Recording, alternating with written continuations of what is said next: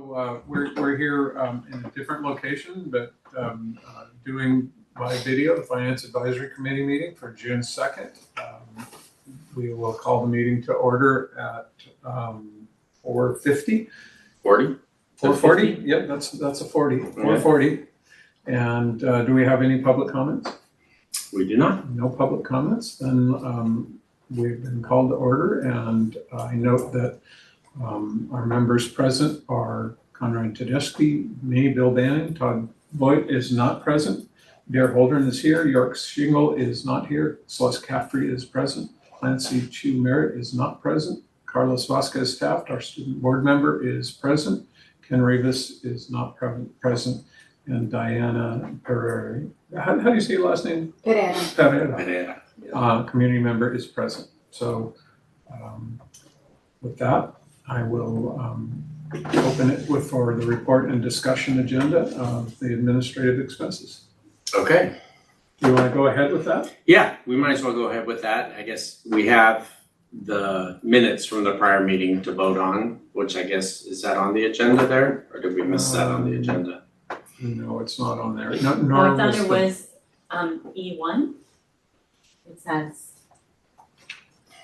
approved minutes from May 12th. Okay, well, that's the action agenda down toward the bottom. Okay, so it's after the discussion. First thing is Okay. public comments, call to order, roll call, and report discussion agenda. Okay. And so the first is to discuss. So the three main items we have are pretty much report discussion, and then and I want people to keep in mind that we did have an agenda item in the action agenda that we'll have every week, that if something in one of the reports we feel like will result in something we want to take action on, it gives us the flexibility to do that. So the agenda topics for the discussion, we've got the continued discussion on general admin, we have the budget development process, and the year-to-date budget reports. And I've sent out a whole bunch of stuff. We're not going to go through every attachment and every line of every item, but I hope people have had a chance to take a look at that. And before we get into the discussion on general admin, I did have to make some corrections to the schedule that was printed out. There was one line that was off and it just didn't tie out. My apologies. I ran things a little bit differently than Lacey did, who provided the data the first time. And so with the focus is on other general administration, which normally is one function code, 7200. But here in Santa Barbara Unified, we have 6 other general admin function codes where I ran it for just one. Lacey had run it more completely for all of them. So that's why the numbers will be different.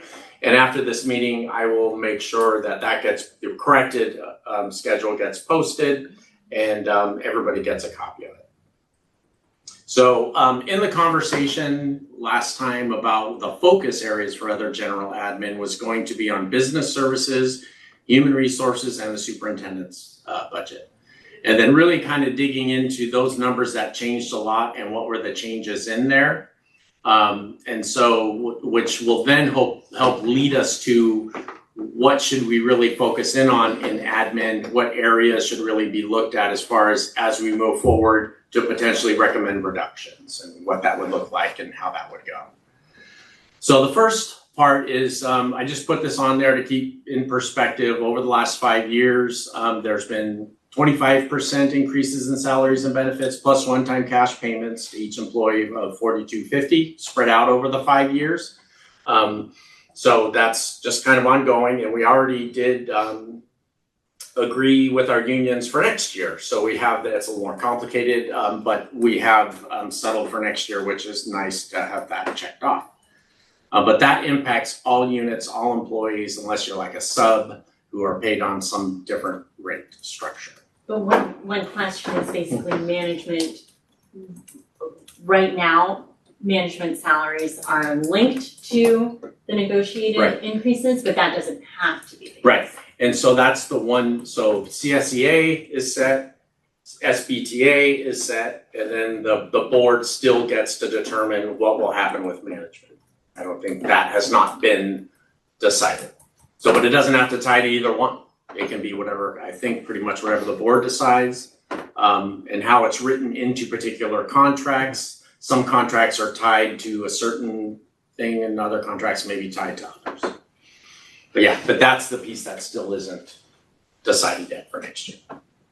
So to be clear on that, admin at site level, principals and such are on salary schedules that are not, and they're not represented. So that's something that comes back to us as typically a recommendation of a similar or salary increase that's equivalent to what's happened with other units.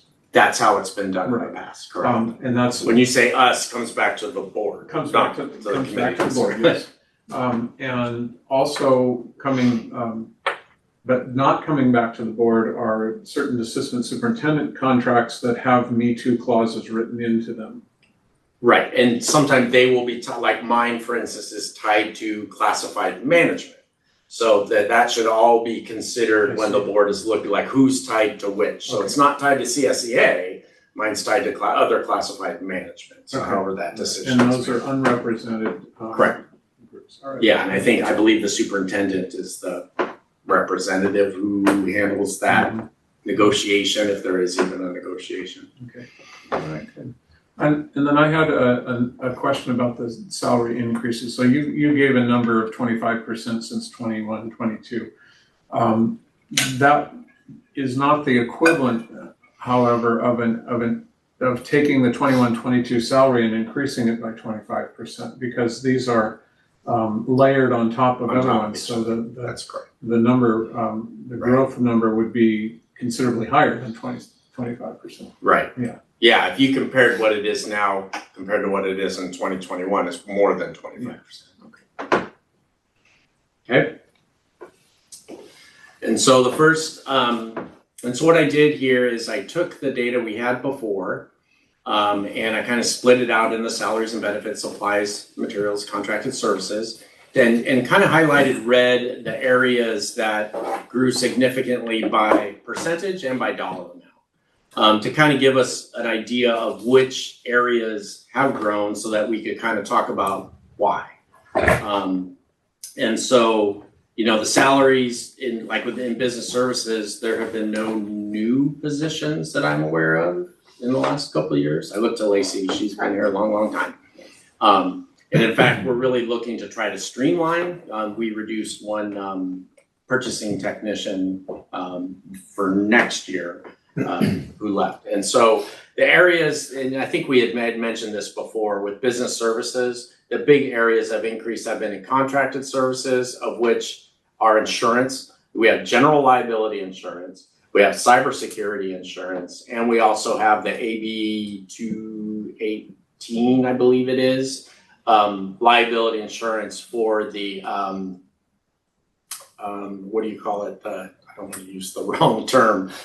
The sexual abuse prevention, that assembly bill extended the statute of limitations to a long, long, long time. So there are a number of cases that have been brought forward. And so that, I think, came in one of those years is where we started paying into that. But that being said, those are the areas of increase, but that doesn't mean the entirety of this department or the section couldn't be looked at as we look toward reductions. And so, so I'm just keeping that in mind. I'm not trying to just focus on the red areas. I'm just saying, trying to provide some explanation as to why those with the large variances. Right, right. Are there any other metrics? So this is the first one to start with, it's great. But also kind of comparing to benchmarks. So this is a good kind of historical, assuming that 2021 was great. And when that's our base year, then that's the benchmark. But was 2021 great or not? What are the? No, that's a good way to put it. Was it great? So what are those benchmarks? Again, based on volume of activity or students enrolled or whatever that metric is, to what would. Yeah, and 21, 22 may not be considered great, as that was when we were coming out of COVID, I believe, right? Yeah. When we brought kids back to school. And so in looking at So we I just see what definitely you're need saying. this Or comps.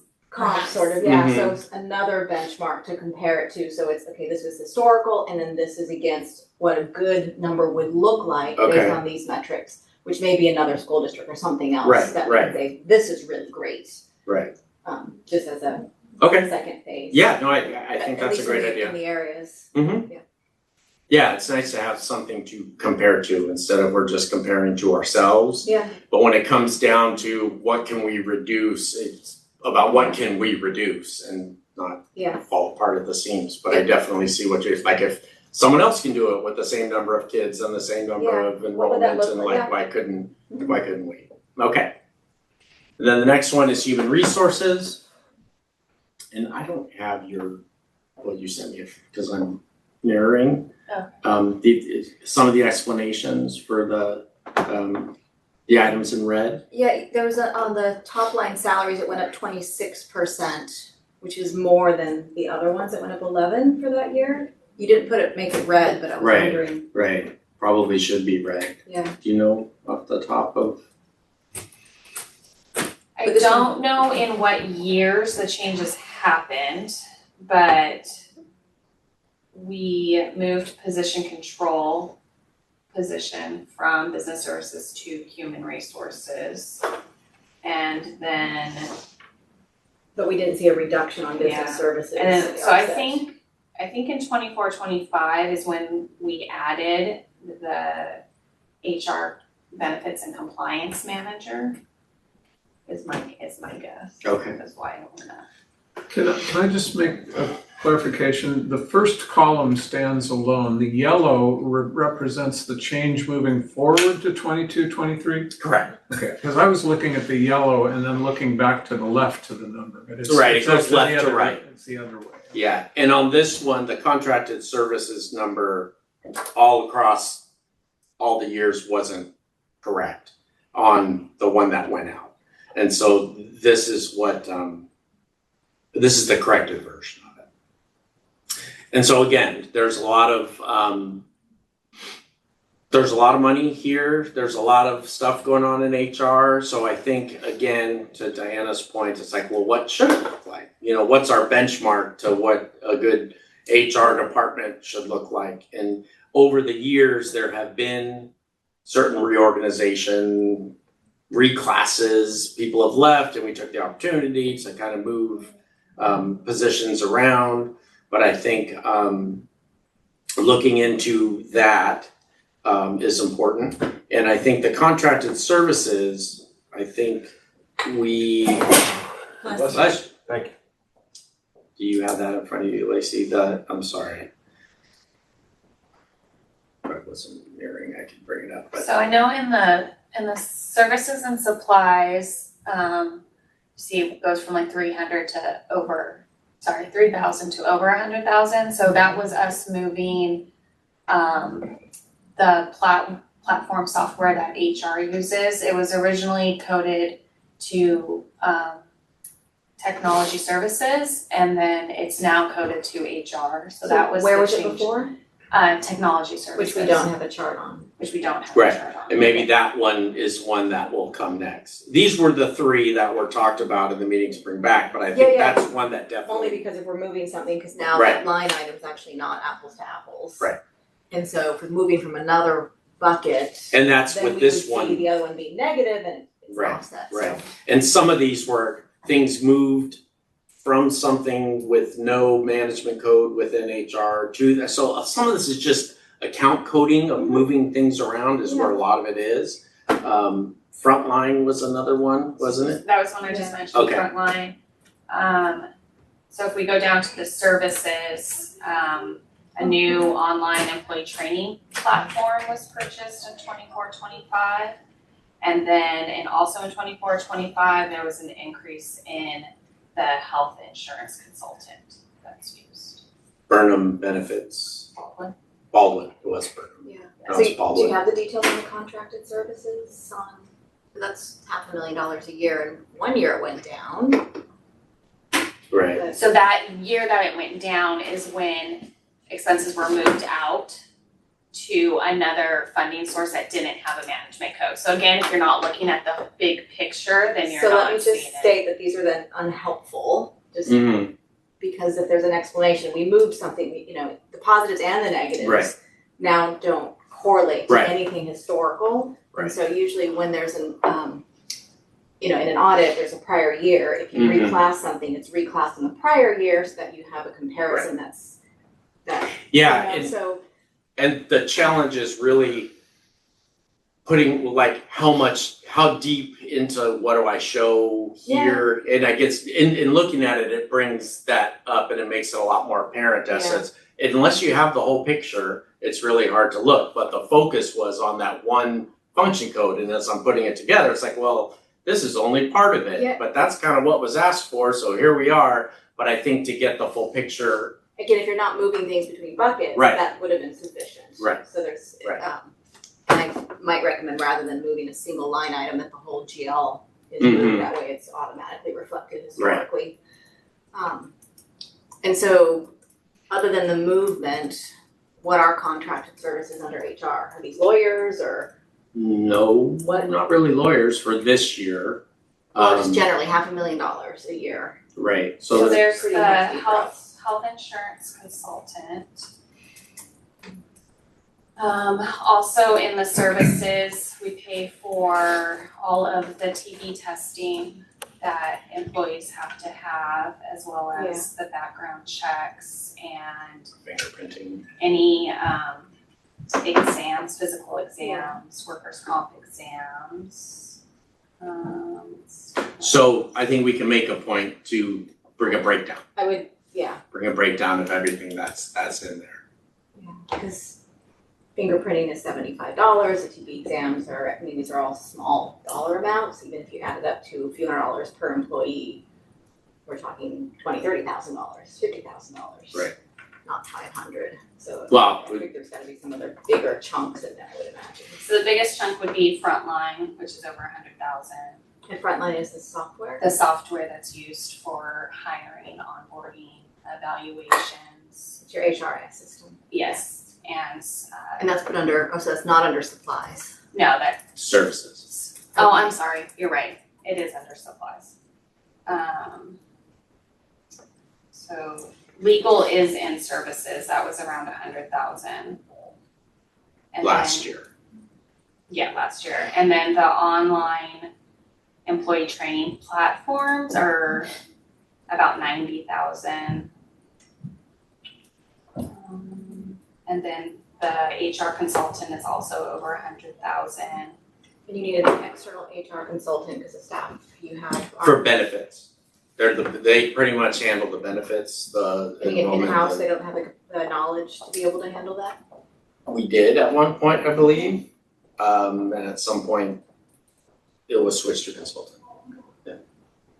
And then MedSetter was 40,000, but then I know we also use other vendors as well, so. Just be an area to look at, I mean, I guess. Yeah. No, because when you're Little talking about hires. having to reduce, Yeah. you have to dig into what's in there, not just the balances. And so now we've identified some of the balances. And then the last time we talked about this, I believe the positions were all listed on a tab of what's in each of these as far as the salaries and the benefits. But also that doesn't really give you much either. If you're like, oh, here's, 4 personnel techs and, Yeah. 2 of these and 2 of those, it's like, how do you Unless make you that? got that metric of here's what it should look like in a best case scenario. Right. Then you've got something to compare and say, Right. other school districts can do it with 2 people, and you have 10, maybe Right. there's a mismatch, that kind of thing. Right. And it's finding which of those districts can do that and really isn't working. So how do Or we, maybe how not do we even find a out if it's district, working? maybe there's another organization that has Right. similar complexity that's not Right. a school district. Right. Just as school districts sometimes can be burdened with a lot of bureaucracy and other Mm-hmm. things.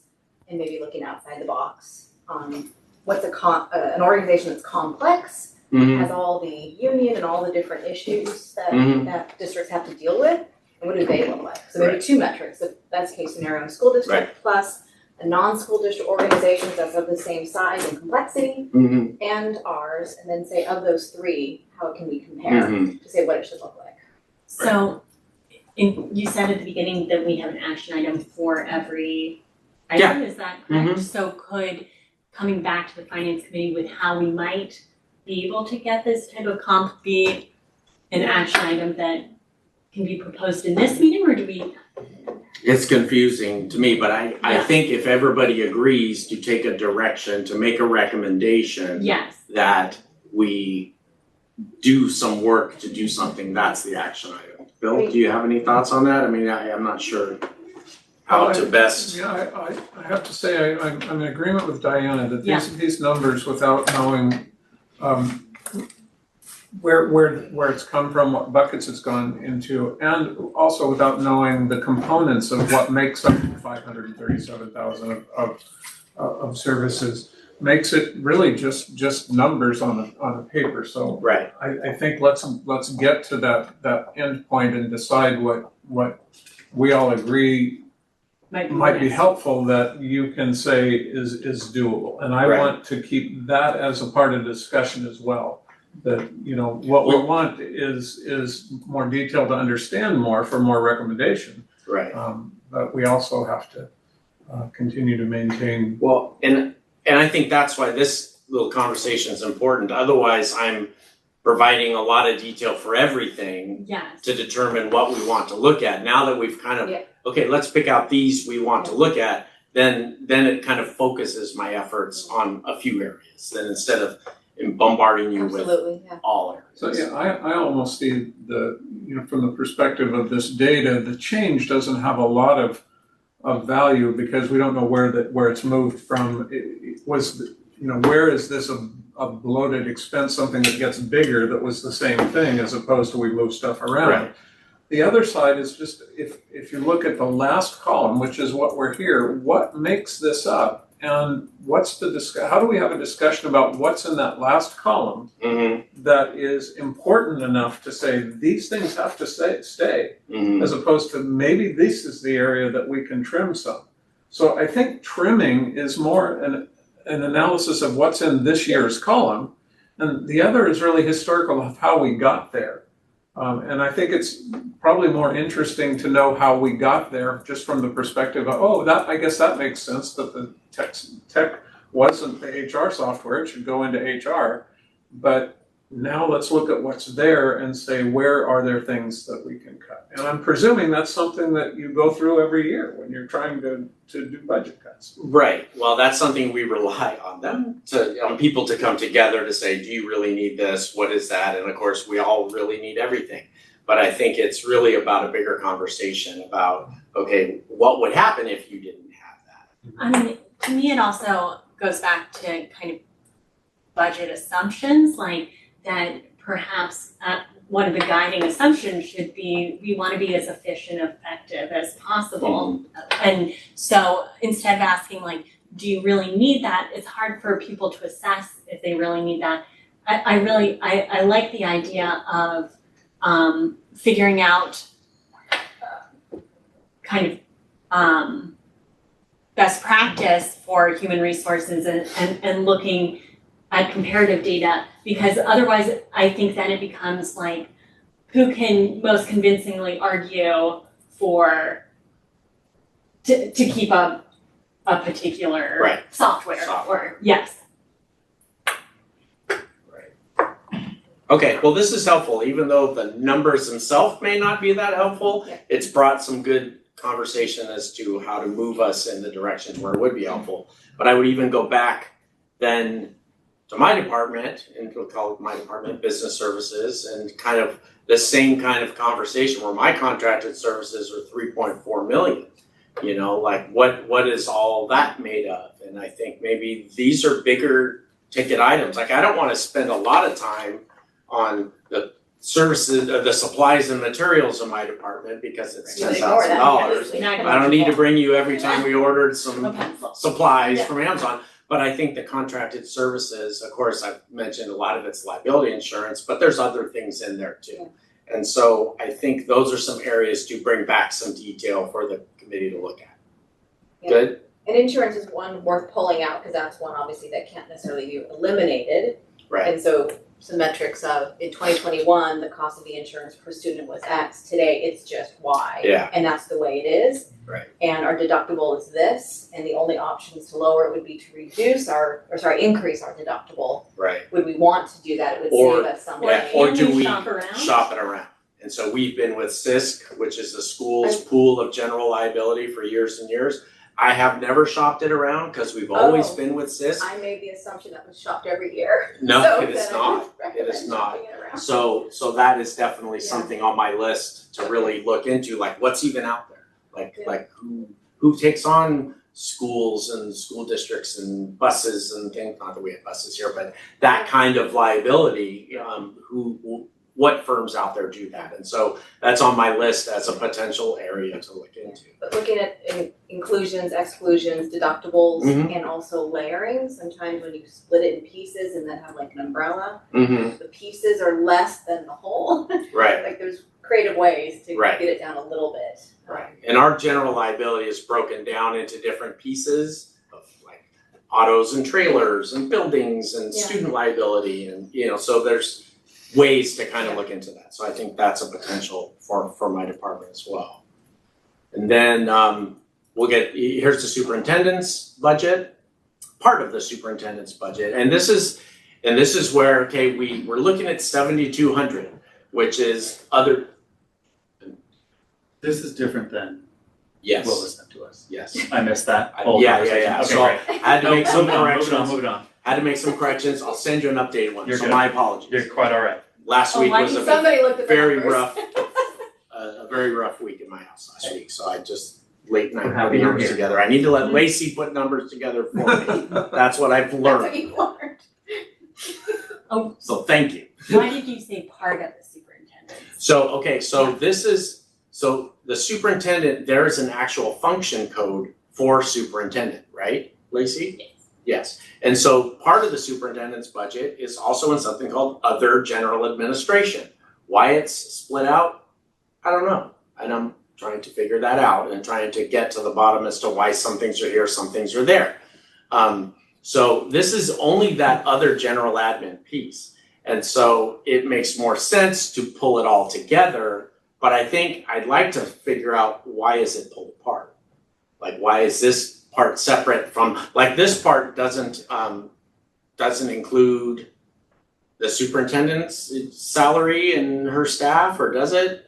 No, well, so in the salary and benefits, the positions that are in there are the COO, the legal counsel, Mm-hmm. and the communications manager. Right. What was the cause of the huge jump at the 80%? So that was the creation of the COO position, the Chief Operating Officer. And when that was done, I got a little write-up on that. There was the elimination of an assistant superintendent position. Lacey, you can correct me if I'm wrong. And that and the savings from that was used, I pointed this way because it was up here. Geographically, we're in the building. But, and so the savings from that was used to create this Chief Operating Officer position, who now is overseeing ETS, technology, and facilities. And so we are going to pull it out of here because it doesn't really make sense for it to be here. When we can apply it to something more specific based on the functions that person is providing, it makes more sense. But that happened in 22-23, which is why you see the big jump. That position was created. So I don't see how that could then be that's communications, legal, and COO with By the salaries by and benefits? 25-26. Yeah, so legal has just started part In year this year. 25. I Because see. we just It's hired just a Joanna in few like months in. November or Got something. So that's two positions. Yeah, and in 21-22, it could also be low, I'd have to confirm for sure, but we had a period where we were without a communications manager. That position was vacant for a little bit. Because 162 to 455 doesn't sound like one COO. Well, I mean, could be paid $300,000. I don't know. With I think benefits, it it's close. Yes. What assistant suit was eliminated? ETS. Tony, But then Rob is what, an executive director? director. Because there was a director then, right? Yes, Yeah. there's been a director Yeah. for a bit. Because Rob was cut as director and then brought the back. assistant soup left. And So- wasn't rehired. But Did we, I thought we there ended was, up having a large payout though, didn't we, related to tech? that's probably a different conversation. Okay, I'm just I don't wondering, know like, if that's as you information think for this about, table. well, as you're doing cost saving, Right. like what level of expertise we need.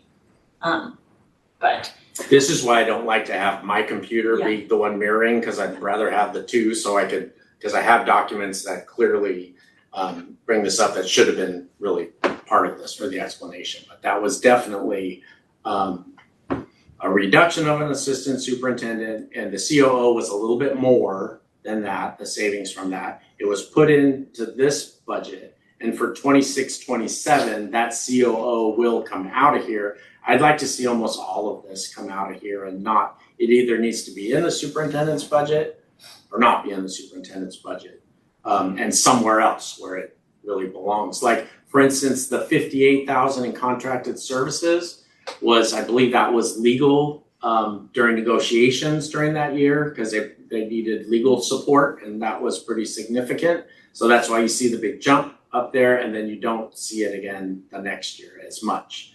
And then we didn't use him at all this year, so that's a good thing. So we're able to reduce that. So I think for this one, would you like to see it come back as a whole? What do you think for this? Just so there's not the whole conversation of it's moving from here to here, because Right, if something moves, that's less relevant because it's still in the budget. We're just trying to delve into where there were true variances, something that was added. right. Compared to a prior year. And then really, And then what's that prior year? We need some sort of best case scenario Right. of what optimum. and what's in there now, and does Yes. that, And does what part of that, it becomes part of that, what do we have in there now? And just like we talked about in HR, does it make sense to continue to roll that forward? Can I make a comment about Please do. this too? I've always found it strange that we're an 18 school district and we have a full-time communications person that makes almost as much money as a high school principal. I know it's a very specific thing, Right. but that's something, and that's only existed for the last 3 or 4 years. But we had Barbara Kiani before, I feel like we had, when I was here before 10 years ago, we I had. feel like Barbara was part of the HR department. What? Am I wrong? I don't know, I'd have to look into that. When I started, her office was always over by the soups, so I always assumed she was part of the soups office. Maybe it's my own Well, ignorance. But I don't know that it was at the same range, Barbara's position and the communications manager. Yeah, maybe it's existed the whole time. It just still strikes me like it's 18 schools. I've seen how many likes they get. And I don't know but how much bang for our buck we're getting on that. The other thing I would say too is It's a this, good consideration. the COO position. I don't know where you're going to put that. I don't know what he. well, he oversees Technically, ETS, so we're gonna split it, ETS and facilities, is basically, though So we he's got doing the rid of the LCAP. assistants too for ETS, and now we've got the COO who's in charge of ETS. That's kind of how it's playing out. But I think he's also doing the LCAP, which, where would that fall? I don't know. Like We did the LCAP before because we used to have it. And services, Ben Jolly started it and then it was taken over by Sean and Raul. I don't know. So And things again, move I don't around. need to get into. I mean, I don't yes, know where. But you these know, are my good role questions that is, are so. process oriented of Yeah, who just should be thinking doing about it what and should do we we do. need it and can it be consolidated and. and one, And, go ahead. oh, I'm so sorry. I would say, and this is what, to me, this committee is about, is asking the questions. You know, what should we be looking at? What can we bring back? What makes sense? What maybe doesn't make sense? And really kind of bringing those thoughts and questions to the table, because we're pretty deep in it and we're reporting what we're doing and kind of stepping back a little bit and having people ask questions representing different groups, I think is important. Even our principals, it's nice to hear, you know, candidly what our principals think too. I feel like principals have huge wealth of information. So one question I have is basically, we have been deficit spending for 3 years, is that correct? So like one of our, this is later on, but one of our budget assumptions is like financial sustainability. And I understand that we gave 25% increase in negotiated teacher compensation. But basically my question is that was across the board. And how, I'm curious, like, we need to get to a point where we have a balanced budget. And I would like to do that in the next year or two and also have 30 days cash in hand, you know? As would I. Yes, I'm with you on and like ensure that we're actually on stable financial footing. And I hear sometimes like, well, we knew that we were going down this path by giving this large salary increase. And I'm wondering, like, where do we have room to maneuver in salaries? Like, basically, I'm curious kind of the management thinking of increasing their own salaries and then deficit spending for 3 more years. Like, is there, are management salaries now comparable to, I understand cost of living is high for, and so we needed to increase teacher and classified salaries, but basically was 25% increase across the board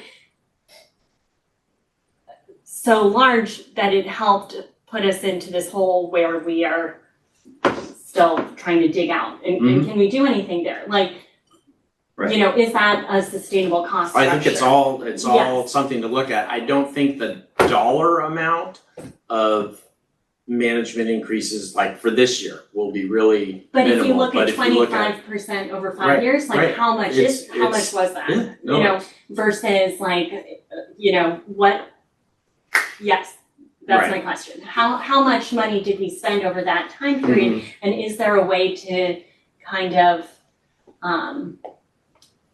realign? Well, so it's and- hard, Yes, it's hard to go back. it is hard to go back, and but it's I'm also time saying like, consuming. So I'm the- not saying that, the process would be, how do we revise? So usually when there's big increases, it's like, okay, we can give everyone increases, but now instead of 5 people, it's gonna be 4. So it's reducing staff. I'm Because just it's hard to saying take that. that basically like what is, I feel like something needs to give here and we actually need to talk about, I mean, in my opinion, Yeah. it's probably staff reductions. That's As the only opposed way to to align it, staff compensation. changes, because that's harder to do, One of the, even in the corporate world. the other issues Yeah. with the compensation, I get Yeah. entirely what you're Yeah, saying. yeah.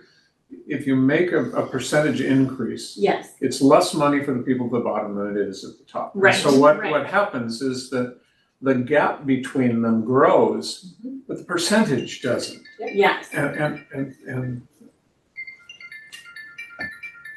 Oops. there we go. So one of the problems that exists with this is it's happening everywhere. And if suddenly the compression is where we cap the growth at the top and things get, you know, squeezed together, they don't spread out as much. The next thing that happens is that we have become less competitive for the positions that are the higher paid ones. People won't come here if they can go to another place where the salaries have gone up. Well, it would be helpful to have some comp data to understand like where, It's always about the Yes. Yeah. data. like basically, otherwise we're just Yeah. guessing. What I will Yeah. add to that, if you don't mind, Yes. is that, but then coming through a teacher's salary and like seeing what a principal makes, Mhm. that is a progression that is incentivized. So it might not attract people from outside, but people from inside will see that as a benefit. And so that'll help us grow our own leaders, which I think is something we need.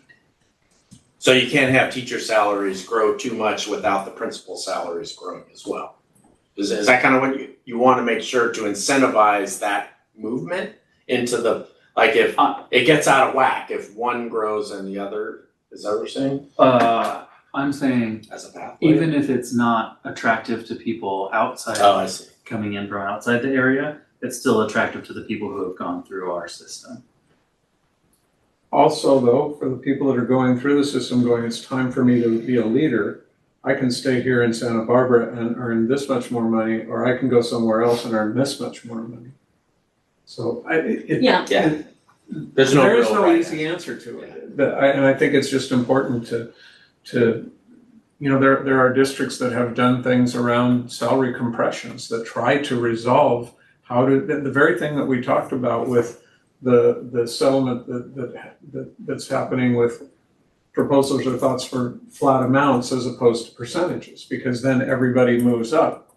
Percentage gets a little smaller between them as that happens. So we have to consider competitiveness and incentivizing inside, and you have to consider outside, because I don't know how long the incentive is, oh, this is good because I get to step up a little bit here to be a principal, but if I go to Goleta or to somewhere else, it's a bigger step. So I'm gonna take my chances of going somewhere else. I'm not saying there's one right or wrong answer here, but I think, Diane, I think your point is well taken. It just isn't gonna happen without staff reductions. Yeah, and that comp analysis for salaries is valid of what you get paid here versus elsewhere, because everyone's looking at that. Yeah. But it can't be applied just to salaries, it has to be for the whole organization, because the other district where maybe they're paying this, their model looks different overall. Exactly. So they have it in the Exactly. wages because they're efficient in other areas. Right. Potentially. And there's the whole other construct of, I can get paid this much and go somewhere else, and by cost of living, I'll be richer going somewhere else than I will staying here. If we combine lower admin salaries in the areas that's the most expensive place to live, people are gonna say, I'm trying to earn more money.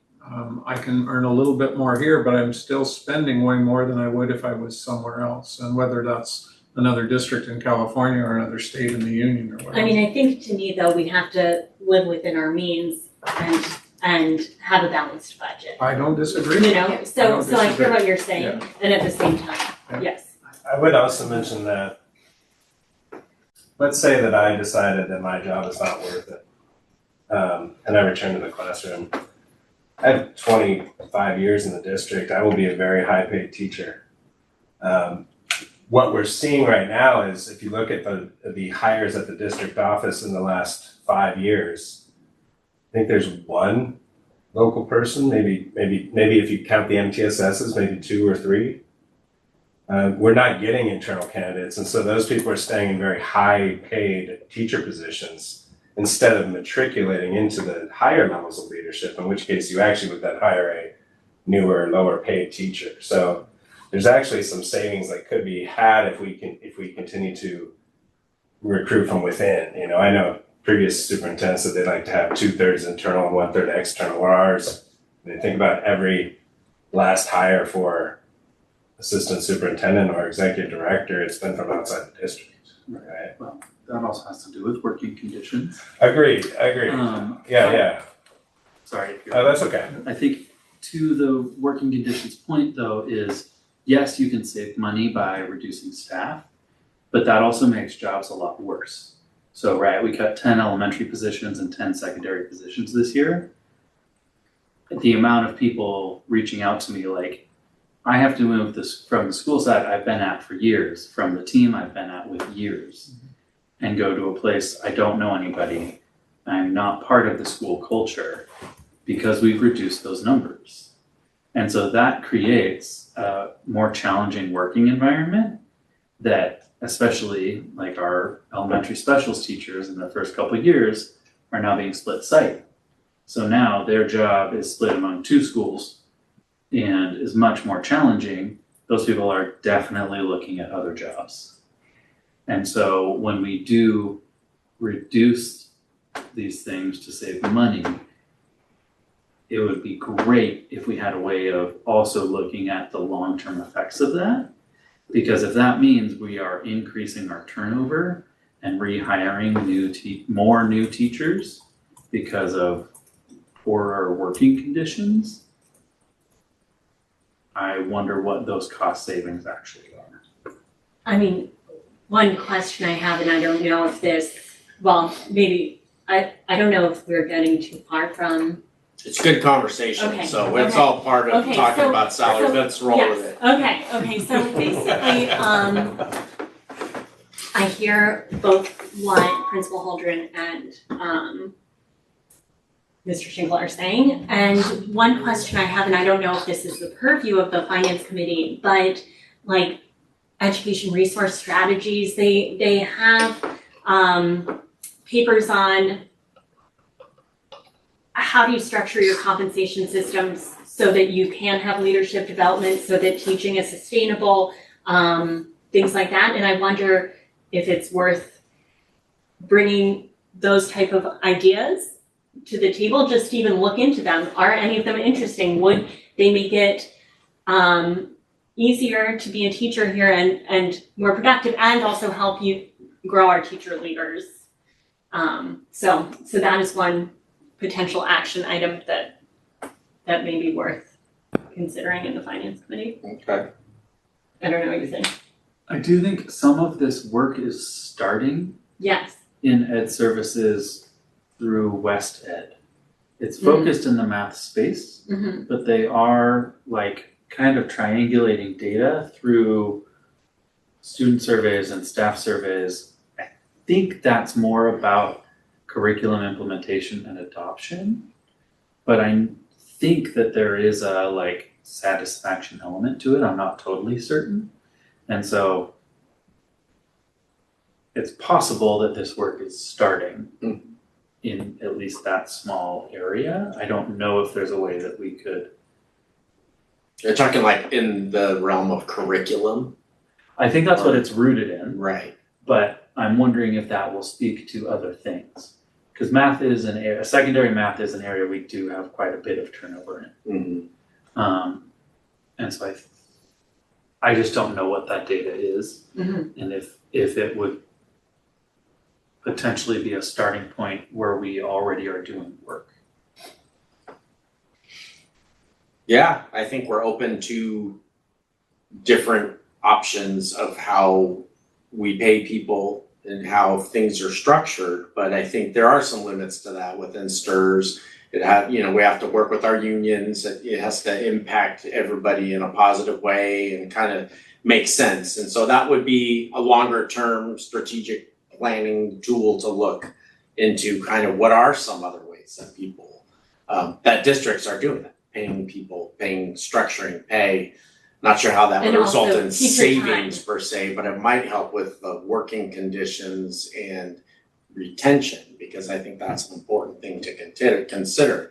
I'd like to think there's a time when we're not trying to eliminate deficit, we're not trying to Yes. build reserve, and we're trying to operate efficiently, maintain happiness throughout. Yeah. That's a wonderful world, dream world that we all live I in. think that we Someday can do to it in a come. couple We'll get there, years. Conrad. Exactly. Keep hope alive. Okay, well, so I think from these, I think there's still a little more work, and then Todd's not here. It's a Yes. bummer. I felt bad. I've kind of emailed back and forth with him a little bit. It's a bummer for him. He couldn't be here. So I think we'll probably have a little more targeted conversation on some of those areas, make sure all of these are complete pictures of these budgets and not the fragmented account coding. I mean, I would love to vote as an action item. I heard over and over like comps.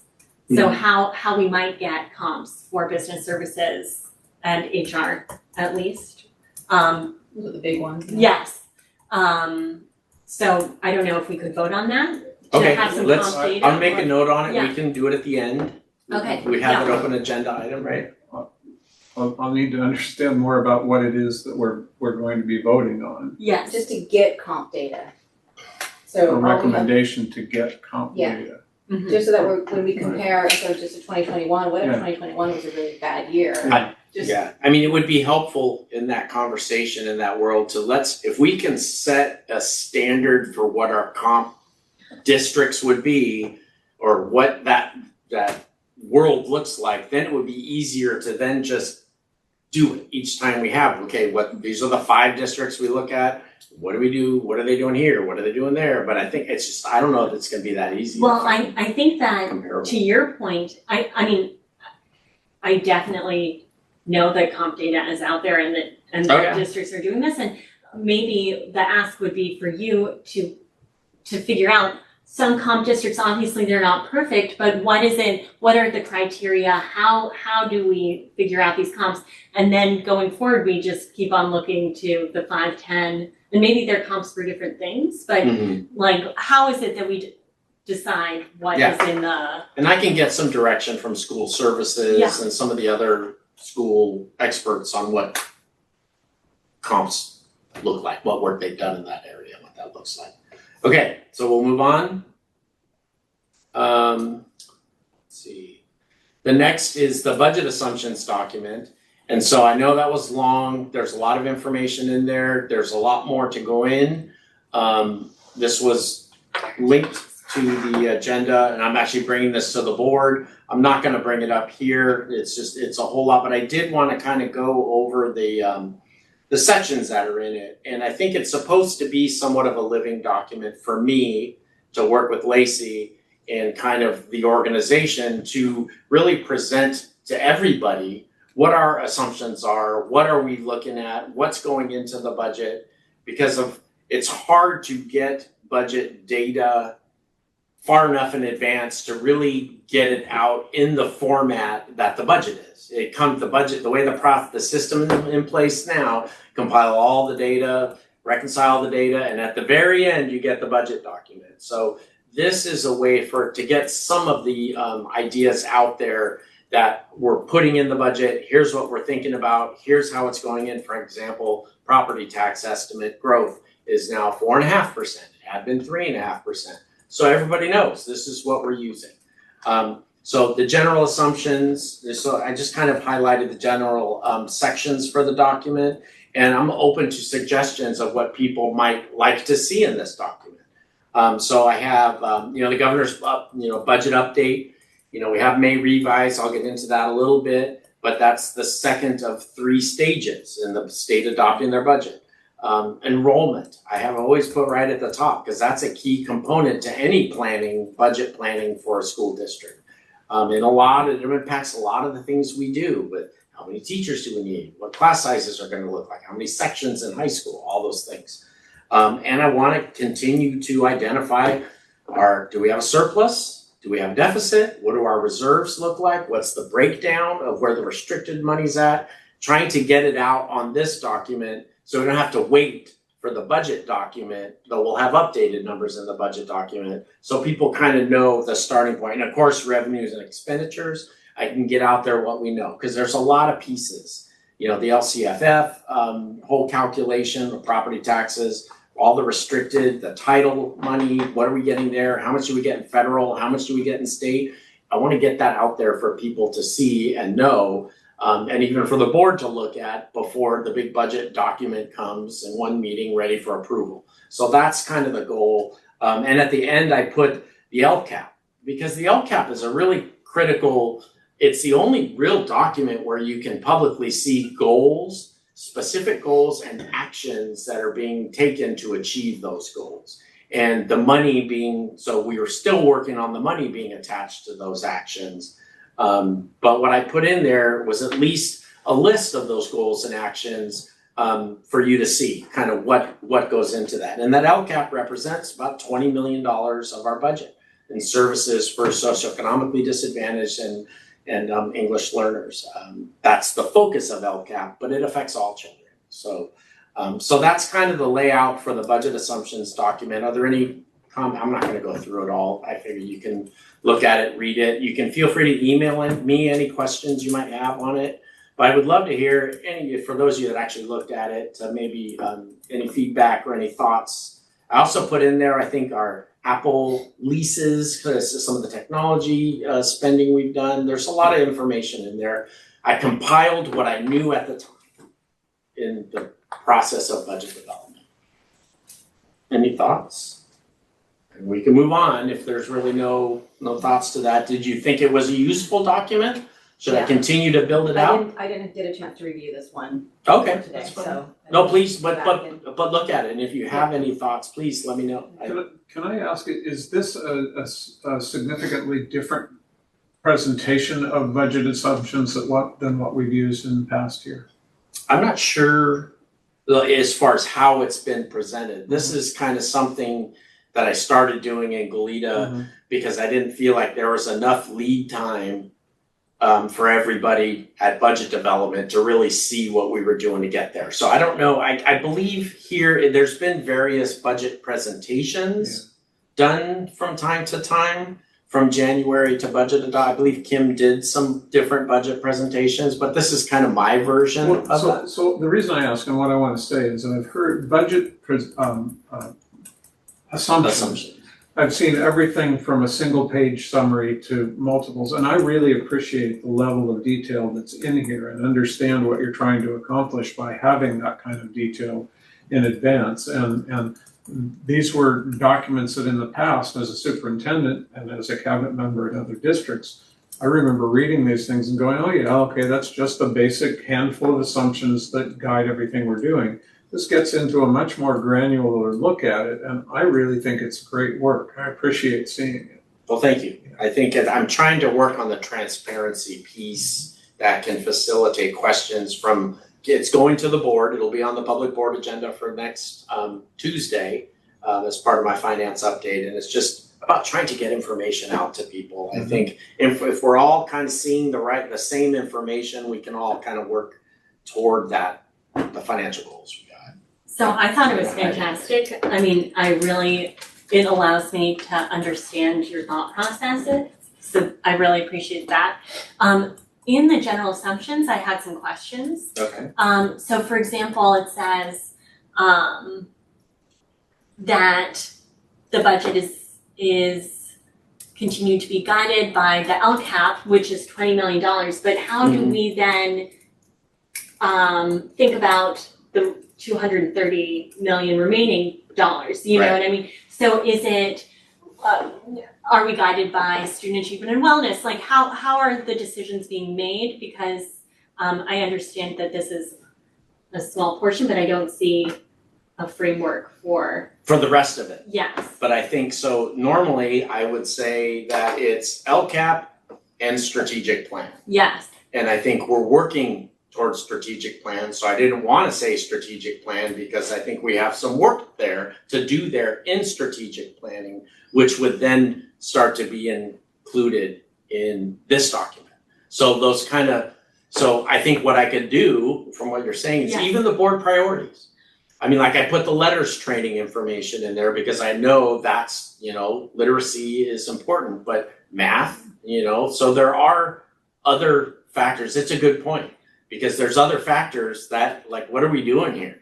And I think the other 140 million. to Principal Holdren's point at our last meeting, it would be very helpful to understand how we are currently spending, and I don't know if that is aligned with if you break it down based on board priorities, or you break it down by school, or just some understanding of the entire budget and how it is allocated in a usable way.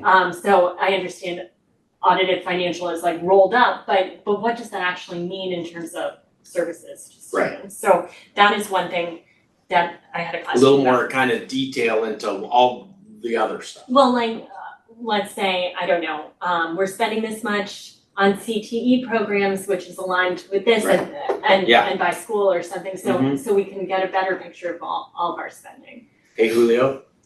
And then one question I also had is, I appreciate that we're using an equity index. Oh, I'm so sorry.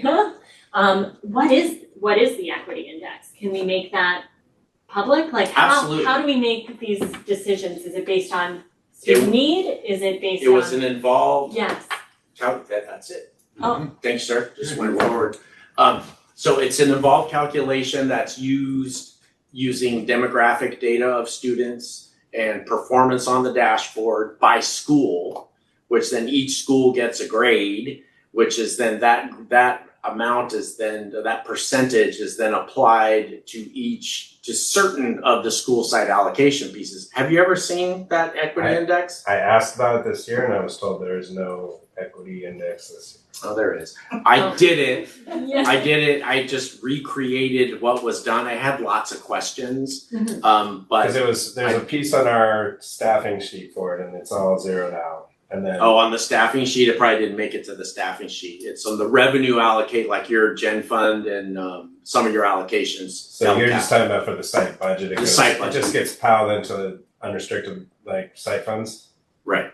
Okay. So each site is different we don't based get on this. breakdown on how we get what numbers we get. We just get the numbers. I can bring that the next I think time. that would be very helpful to understand how it's calculated and And if it was significant, if it was significant though, I would like to allocate some of that to the site funding because we're tight in our staffing. If we had more, but I mean, I guess I could buy a person on never mind. Yeah, you Yes. could. It's just probably not that much.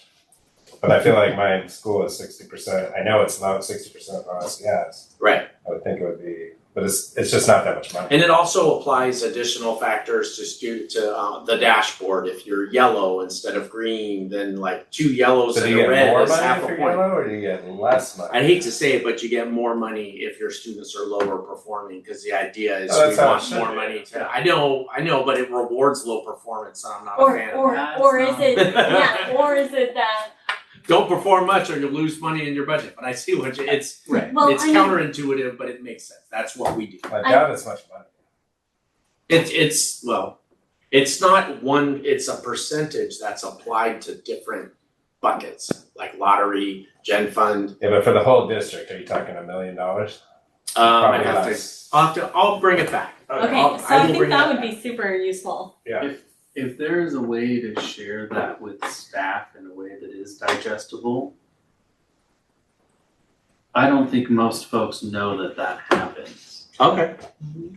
I didn't know that that happened. I'd said it in the assumptions, right? Yeah, I mean, that's I right. referred to it, that's what Yes, brought it up, yes, but that's yes. And so, it's good to know. yeah, I don't know how to say that in a digestible way, I can work on that. but I think that, And to me, it is not rewarding low performance. It's I that know, like if you have more kids Sometimes who I'm are yes, yeah, who are reading at a lower I level, like appreciate they that. need So much. more support.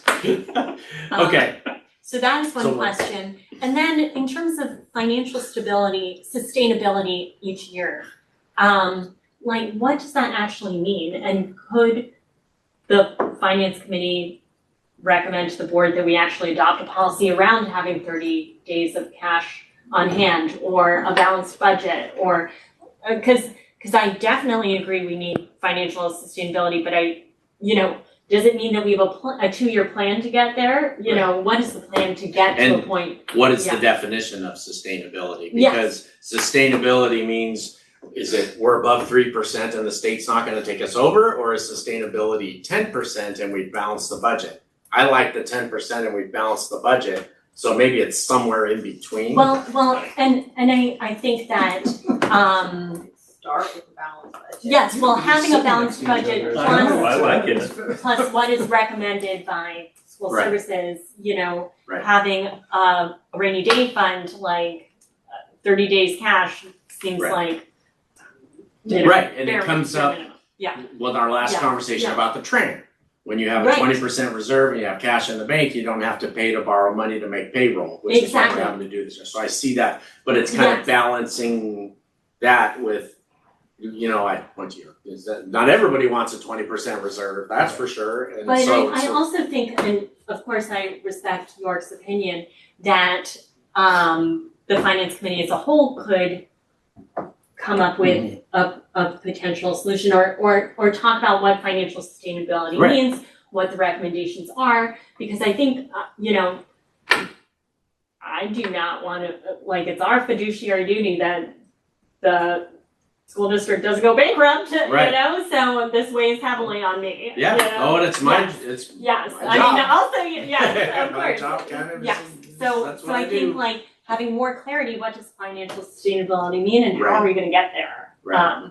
And I just wanna make a Yeah. side comment, Yeah. is that in negotiations this year, Yes, I appreciated both tables, yes, the teachers and CSEA, understanding the financial stability piece of where we are in the budget and kind of working with us and coming down from earlier asks. I kind of took it as we're kind of for now on the same page of like, okay, we don't have a lot to give, so we'll accept less, but at some point we're gonna need more. But I think it was a really good conversation with them. It wasn't and I think it got to that respectful understanding across the table that for now, we're gonna let up a little bit and, agree to less than we really want because we realize we're trying to not go bankrupt.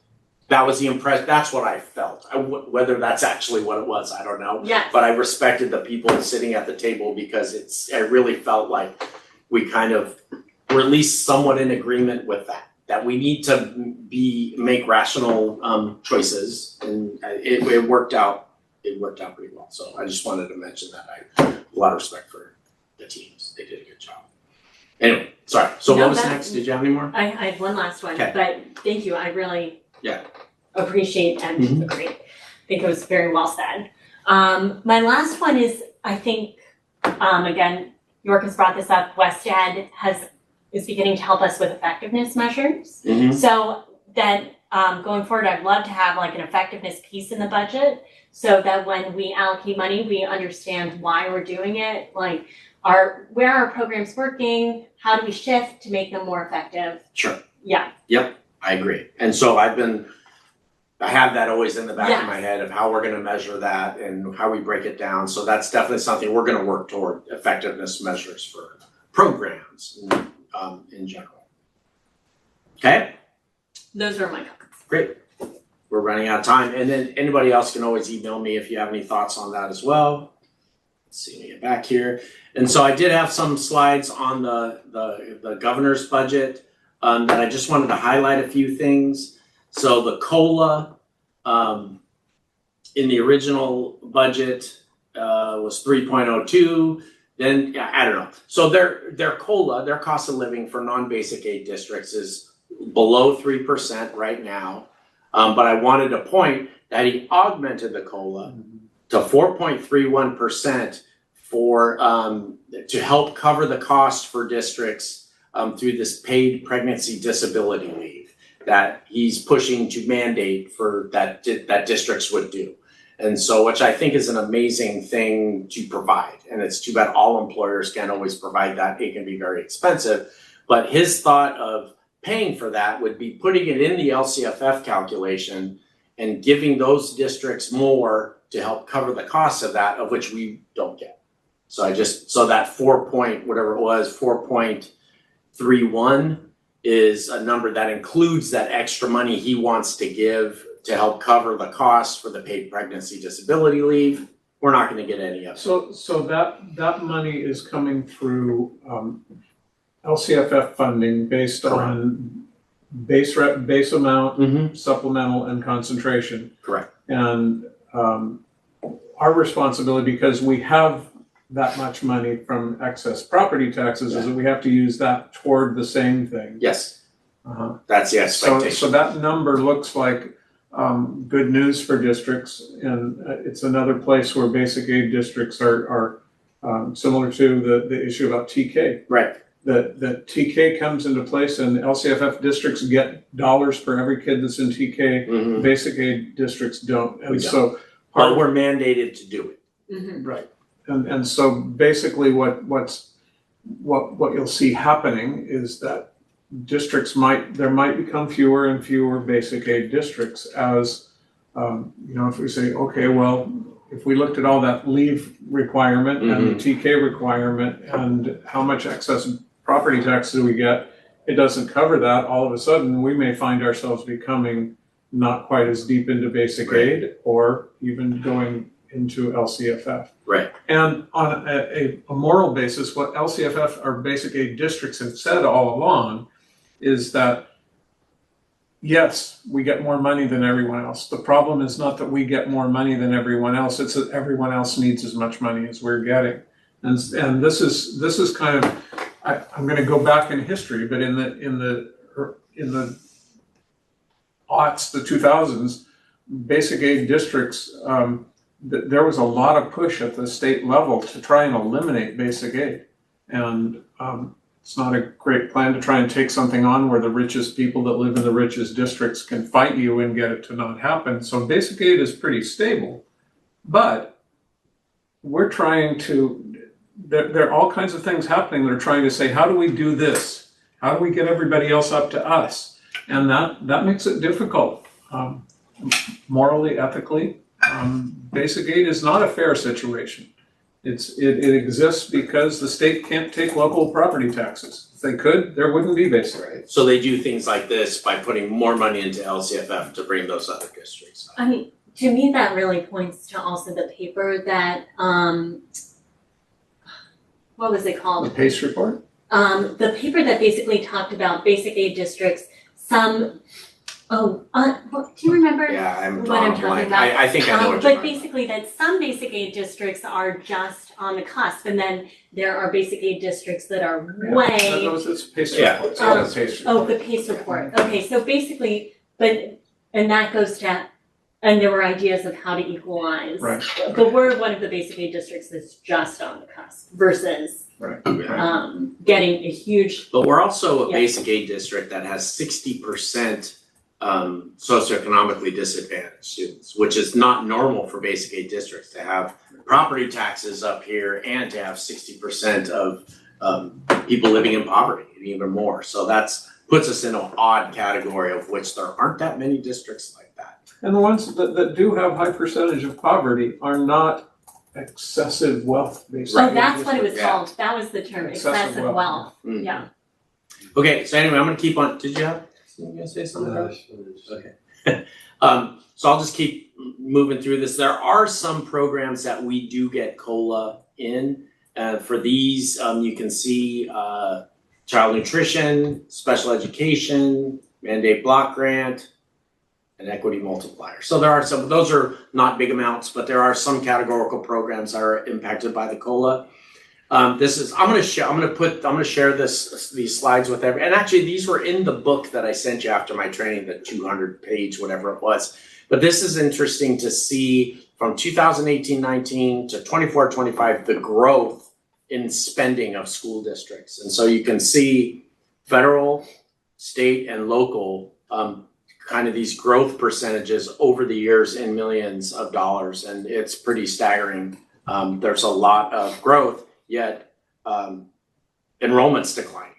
So costs continue to go up, enrollment's declining, and so it makes for an interesting bar chart. But in the book that I emailed you, everybody, if there's a lot of interesting slides. It was like a 3-hour workshop on the economy and the budget and all the pieces of the budget. So there are some interesting trends in there.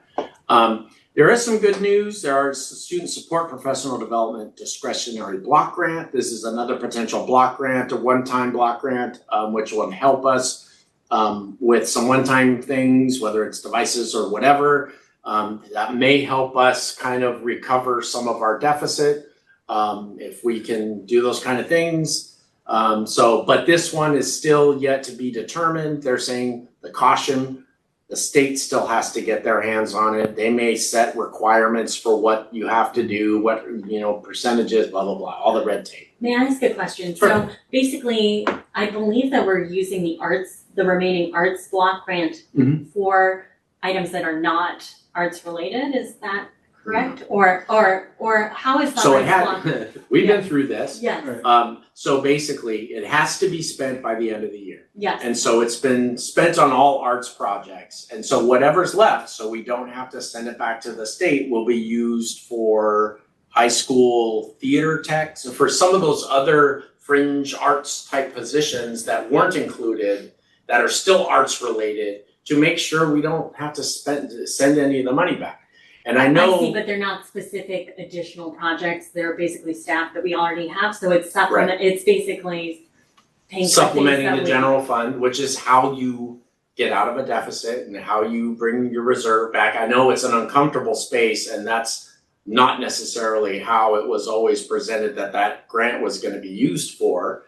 But I think everything in there will be something to do with the arts. I guess my one question is, it seems like the idea behind that grant was to help us invest in things that we might not be able to do through our normal G&A funds. And I understand that we have this issue of needing to spend it by the end of the year, but could we then earmark funds in the future and say, we spent this for tax this year for our ongoing expenses, but how much money is Well, I don't know what the ending, but we'll know at year end. It's like 2 million. Was that what the number? I don't know, 1 or 2 million I just wonder, basically that's What's the question? How much Oh. money is left or how in the much? arts block grant. And keep in mind that arts block grant was 100% entirely discretionary. There was nothing in that legislation that said it had to go to arts. I'm just saying that from a legal perspective. What this understand. district did with it is maybe something different. And also I understand the legal perspective versus like what is the intent? And like, we have this money, which is supposed to be for arts, could we actually spend it on the arts? So my question is, could we earmark money and say like, yes, we understand we're in a crunch right now and we need to spend this money before year end, but we have $2 million left in this grant, and in the next few years, we will ensure that we spend $2 million on arts projects. Do you see what I mean? That's in the time when we're trying to eliminate a deficit and recover a reserve, these are the kind of opportunities where you can do that. So I kind of go back and forth. I see what you're saying, but you kind of have to have these opportunities when you get them. Not that I'm saying I want it for my general fund. I'm just saying we're trying to get there. And this is a way to get there, as opposed to, okay, everybody, there's 2 million, think of some things you want. Yes. And we'll do it for you. But it's a way to get there that Right. basically is a trade-off of investing $2 million less in arts projects. Well- So it's not that it's a trade-off that is totally without cost. Do you see what I mean? Like, yes, it is money that's available Mhm. that is relatively painless, but there's an opportunity cost, which is we can't invest in I'm arts programs. open Do to you see it. what I mean? I'm open to it. If I, Yeah. I was just gonna Yeah. share one thing that I think we should return to also is down, like not today. but Yeah. The amount of like paperwork and bureaucracy and hoops that we have to jump through, considering again that we're a small district, is no doubt impacting schools spending this money. And I think what happens is we want to like account for everything, and there's this real push for accountability and these kind of LA style, for lack of a better term, LA style like liability controls. All the paperwork that you have to complete, all the It's expenditures? it's just gotten so much more I in the know, last few years. Mhm. And I don't, personally, I know. and I think what's happened is that then people just kind of like, well then, We can't even, I don't know. I just that Yes. definitely has a cost to getting things done, and I understand liability. I feel like, but that is why I'm pointing that out now is I Yes. think that's just an inefficiency in our system that could go a long way to helping us with other things. yeah. So when I'm we not sure this mentioned is all about like just dollars. the number of, so it's still staff time. Yes, And there's a lot so of you staff take time. all that staff time and you A lot of staff eliminate time. it, that is staff reduction, because now you've got hours freed up. Yeah, I will say, because I work closely with the school, I have to fill out all that paperwork. Mm-hmm. It is more tedious than I've ever had to do in 30 years of my life. And I mean, it's just form after form after form. Handwritten, Mm-hmm. like nothing's online, scanning it, emailing it back. I would say a magnitude of 10 to 20 times more labor Mhm. than what it should take. And it's in the business services, it's spending, and it's on HR. Mm. I still have a bunch of coaches that never got emails. It's sort of known in the community. Want to get a coach, 6 months to get approved by the district. That's just not Yeah, normal. no, I hear you. And yet you've got Things to so look much at. staff and technology, and Mhm. yet we can't even get a coach approved with normal paperwork in Yeah, I'm HR. not sure where the holdup is in that process. I but don't either. I've experienced not the same timelines necessarily, but I've experienced those in many different areas, just like you. And that actually, it's kind of affirming that you're saying that coming from the awesome. private sector. And then I because- sent paperwork in, and then a month later, there's new forms. You have to do them all over again because there's a revision.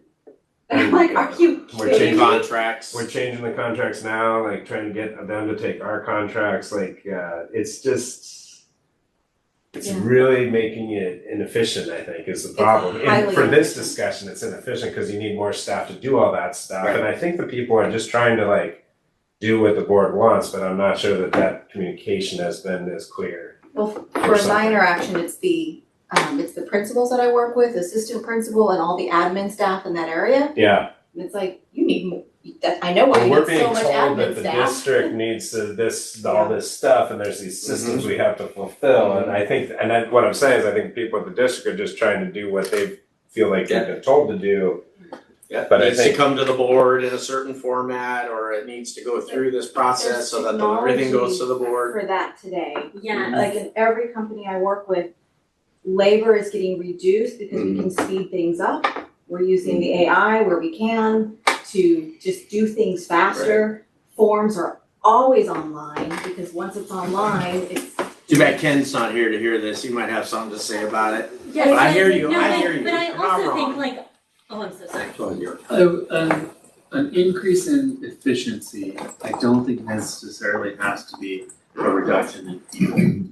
Right, like, we're gonna disagree on that, and that's fine. It's okay, but I still want the efficiency. Right, I hear you. Yeah. Right, And I also still want the transparency, which I think is still possible. So- Like, Yeah. you can, like with technology, get the data.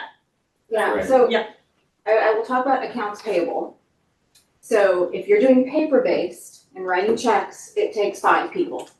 You automate that, and now it only takes 1, literally, so that by default eliminates 4 positions. So, and the AP is a really simple one because that's been automated for 10 years now. And so there's other areas, primarily in back office, less so on the teachers, but if we can eliminate their bureaucracy and the administration's bureaucracy, they could spend more time focusing on the kids and the results. How do you create the best workplace and all of that? By just freeing up some of their time to do some of that good stuff. And so that's where it doesn't reduce the cost or doesn't eliminate positions, but it will increase the output of the results Absolutely. because there's more value in what they're doing than Right. paperwork. Yep. So. And I'd like to invest more in it, like the cut that hurt the hardest was the teacher cut. That was hard, cause now Yeah. we're staffing without, now I'm trying to run programs without teachers but if we can, and I know that Ken again, it's not here, but if we could eliminate some of that, then we could prioritize a little more. Well, and back to budget assumptions, I feel like the number one is invest in classrooms first. So I don't see that as a budget assumption, which goes back to when we have to make decisions, like we need teachers to run programs, Mhm. you know? And so like invest in classrooms first, where else can we figure out ways to save money? Like, Yep. I mean, I think that that's an important, like invest in our programs. Before you go, can we Yeah. just maybe vote Oh, on the yes. action Oh, items? yes. Yeah, And Can all, we do that? And yeah. to approve the minutes? and yeah. principal. Well, and you got York too, because I was the Oh. last quorum, but now York's a quorum too. Oh, that's right, we still have a quorum even without, okay. I just had a celebration for the Cottage Hill Academy folks. But your point last time was, could we actually have a longer period? Because in an hour and a half, like, we've made recommendations to the board about these areas where the finance committee would like to focus. Can we actually make some progress Mhm. on those areas? So to perhaps have a longer meeting. So I wonder if that, we didn't want it, you had left by that time, so we didn't want to make that decision without you. But could that also be an action item that we actually figure out how we make progress on, like, is it one long meeting or, yeah? What do you all think, basically? That was your proposal, I'm just parroting. Well, yeah, I mean, I think we've done some of the work today that I was anticipating, like looking at more specific things, but then when the data came up, like it wasn't as helpful as it could have been to make some recommendations. I mean, I've made a couple of specific recommendations today about the comms person, and then let's find out what's going on with the other stuff. I've got a few more, but so I'm open to that. I'm pretty sure I term out in a month. Right, And who's replacing you? I don't think we know yet. Someone better, for sure. I feel like you've added so much. Any of our I actually principals. think the bylaws allow consecutive terms if you're interested in doing it and no one else is. I don't see a Can you line speak out into the the mic, door please? going, who wants to come do This is it? one of the most important things where the rubber hits the I'm more than road. willing to continue on and help, and I do like the idea of having a longer session where we can actually make more specific recommendations. But some of this stuff too, like, you're gonna need to bring in people from those departments to Right. kind of explain Right. processes. Like I would bring in someone from HR to talk about the efficiencies for HR when we get into different areas, I think it makes And sense. then we all need to be one to, sorry, Right. I've interrupted 2 board No, members I in the keep last 10 on, minutes. I interrupt all the time. I'm a New Yorker, so I don't even notice it. We just all need to be able to listen to like what's going on and then decide, is that, okay, we do that for a reason or we don't do that, or there's a reason why we shouldn't do that. You know, like if they come in and they say, well, I've been told this and this and this, then we'll just have to dig in a little more and be willing to hear it. Does that make sense? York, you look like you want to say something. We're gonna have a new director of HR, right? Alex. Yeah. Yep. And so I think what we wanna try to do, as opposed to having him and try to come in and explain things that he's just learning, is try to empower him to, as he's learning these things, consider other efficiencies. And so I think that that's So about, someone a layer down from him? yeah, Well, there's someone above him who is in charge John. of it. yeah, Becchio's still there. Is the So I'm saying somebody assistant who knows superintendent. what the current process Right. is, we wouldn't have to wait, 'cause that slows it down, there's clearly, I would Right. think somebody who says, this is how we're doing things. Right. Here's all the issues or whatever it is. It might help to start with the people nearest the paperwork anyways, because it's not only HR, it's also contracts, it's Bottom also level, field the ground trips, like level. bring those folks in and be like, hey, what's your process and why? Work our way out. Careful what you ask. So Yeah. how do that, go ahead. I don't think we're bringing them in to have a conversation with all of us. Yes. Right, like, So and- that's- and maybe I'm just misunderstanding Yes. that, but I think it's more of How do we make it work for this group? asking the folks who run those departments to ask their folks, like, And where do you think you could be more efficient? So that's a good place to start. Right. And we'll get a lot of good feedback from that. Right. But it's also helpful to have somebody from the outside with experience, because what happens is, those who've been doing these a certain way, they don't know any other way. Right, So for them, they're doing it like, this is how I've done it, this is the best way possible. right. And just very confidently. I'm sorry. Yeah. Thanks. I mean, I have it at my own See, firm Jack. even. Thank you. You know, and I've got like, no, that's not good enough, we need to bring an expert in this particular area, because I want someone with 20 years of experience. So that we don't make all the same pitfalls. So I think one of the important things is we try and bring up a recommendation is what is the sequence of looking at the various things that we've talked about? And the things that I see popping up here Yes. are, in the last several minutes, this issue of efficiencies, which goes along to not so much looking at the last 5 years and what changed and what got bigger here and what buckets, but what are the buckets coming up for the next year and how do they relate to efficiencies? So the question is to Conrad, what process makes the most sense for you relative to what you know is coming up with budget adoption and all the various things that you have to do that without causing undue strain on your staff and your people will allow us to say the first thing we want to look at is efficiencies in G&A. And then I'm even going to ask the question, is that the right first thing? Because there's a hunk of money there, but it's a relatively small percentage anyway, unless it comes down to salaries and so forth. Well, to me, it seems like, What's the first step? oh, I'm so Go sorry. ahead. Oh, I was just gonna say, even if it is relatively small chunk of money, we're hearing it is a time sink for the whole district, Right. and I think also setting a tone at the top. Like that this is, yeah, so, Well, so it seems to me, if I'm looking at all these pieces and say, the first thing we need to know is probably what you were just talking about. What is the staff's sense of where the worst inefficiencies are? And the next thing, and maybe parallel to that, is what are in the buckets right now? How can what we know about perceived inefficiencies with perceived staffing and expenditures on contract, how do those two things come together? So to me, the first thing is efficiencies, hearing from the people in the trenches. And the next thing is comparing that to what is, and I'm looking at the last column, this is what I'm doing.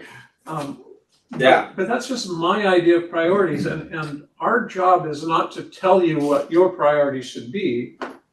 It's what we want to know, how can that happen? What would you recommend being the steps that would help us understand those things? For this committee. And so it's interesting because as we're having this conversation, I'm starting to think about the time I'm spending putting agenda items together that we don't get to with information that it doesn't seem like, I mean, it's useful information to know what's going on, but I think now we wanna get to those focused areas. And so how do I bring that forward to the group and in what manner? Because keep in mind, this group is not going to make decisions on how to do things. Right.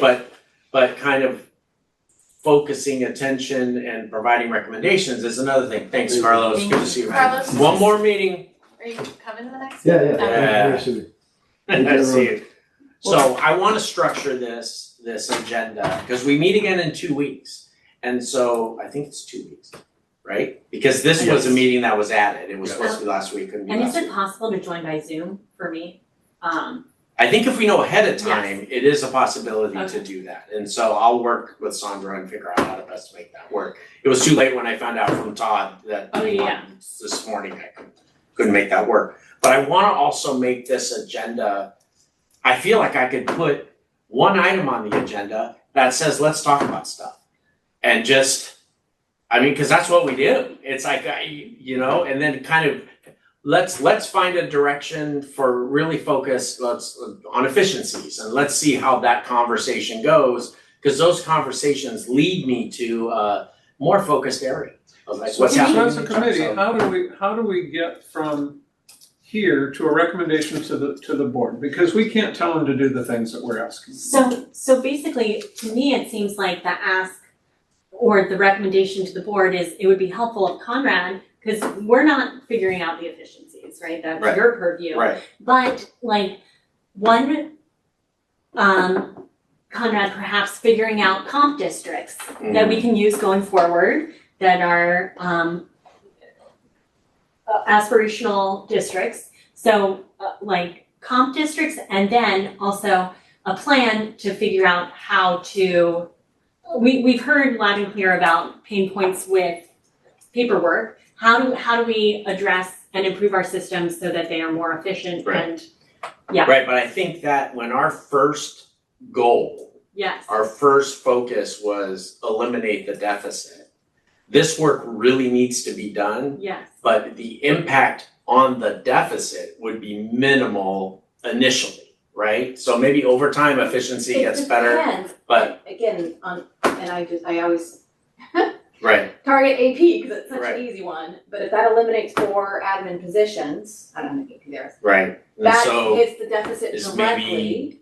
$250,000. Yeah, again, I So, take one, but And a world of hurt initially to get there, but we've gotta work through the process to see how, it's an example. right, AP is a really easy one. It's a low floor. It's been automated for 10 plus years in the world. right. But But you gotta other- understand, we can't make payments electronically, we have to cut checks.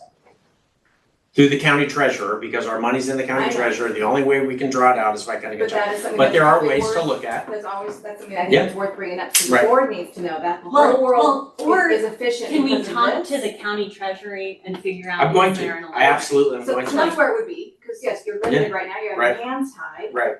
But this is how the whole rest of the world is able to become more efficient, which is why I suggested not just a district, but Right. another organization that has lots of complexity by the ability to use automation tools and other So- ways, they're able to do more. Okay, And then I will also just throw out, when I think about some of the issues that DARE has, which, and the administrations, we've got software kids in high school that can Mhm. write code to Mhm. automate things for free. Right. They're really smart, they're winning competitions at DC because of the software they're able to write.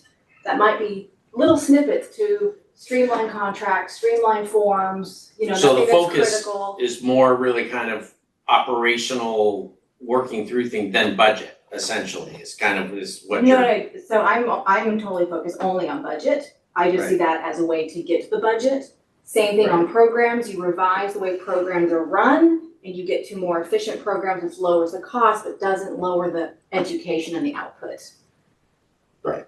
That's, so. But there's the whole piece we were talking about, budget assumptions about the other $140 million Yes. where it's going and what it's doing, because I think there's a lot of effectiveness work we need to do throughout the budget. I Yeah, mean, my little department and its efficiencies are Yeah. important and we wanna fix that for sure. and I Right. think that it's also, again, in terms of, well, one, it sounds like it's actually a big pain point for multiple people, for many people within the district. But then also, I really think, again, it sets an example, like, look, we're focusing on ourselves first. We're figuring out our processes and then it sets a positive example for when this happens throughout the budget. Okay. Yeah. Let me So what action items, yeah? let me take a different perspective. We heard you agree with a lot of what we were talking about today. You wanna eliminate the deficit, you wanna get to a balanced budget, you wanna align these things to strategic planning and all that kind of stuff. What direction do you need from the board in order to do what you believe are the best next steps to reaching your goals? Because Yeah. our goals should be then to say, we've listened, we've heard, and Conrad says this is the most important thing, so we're going to recommend as a board that you do what Conrad wants in order for him to be as effective as possible meeting these challenges. So I want to hear from you what you think the recommendation should be rather than what we think it should be. The recommendation to the board? Yeah, what direction would help you more? Can I add an asterisk to that? Sure. And Lacey. Thank you, I appreciate it. I give her credit. Oh yeah, absolutely. I'm just saying, No, she brings a lot of the knowledge of what has gone on over the last couple of years, number of years, and what's in there, and compiling a lot of the data, and I need to let her pull the data as well. And I 100% agree. So I need to put some thought into what that direction would be. I mean, I'm still working my way through it as far as like the operational efficiency piece is going to be part of everything we do. It needs to be part of everything we do. But I think really getting the priority areas from the board, like for the district, because I think like what are our strategic priorities as a district that we want to make sure we have funding for? Like, and I don't know. And so to get there, what do we have to do with all of the budget and the money and the staffing and all of the pieces? Because I get so tied up into the weeds of, position control and how many of these and how many of those, and this is moving here and this is moving there. I get really down in there. So I need to figure out what the desire of the board is for me. For us. And like, I'm not the main decision maker here for us. And so I'm trying to, I don't know, I mean, it's kind of a wishy-washy, not an answer to your question, but it's not as simple for me to just say, my recommendation to the board is this. do you have anything to add? It's fine if you don't. It's a lot, and I think we need to narrow down what we're focusing on. And what is the priority? I think that finding organizational efficiencies are going to be very meaningful to a lot of people, and that is going to, like Celeste said, communicate a direction we're moving. And so finding out what are the pain points for people of the folks doing the work and on both sides of that, right? In the offices here and with admin. That is a kind of short-term thing that isn't likely to change our deficit very much, but I think shows a clear intention of we need to make improvements in the small and in the big. Yes. While that is happening, there also needs to be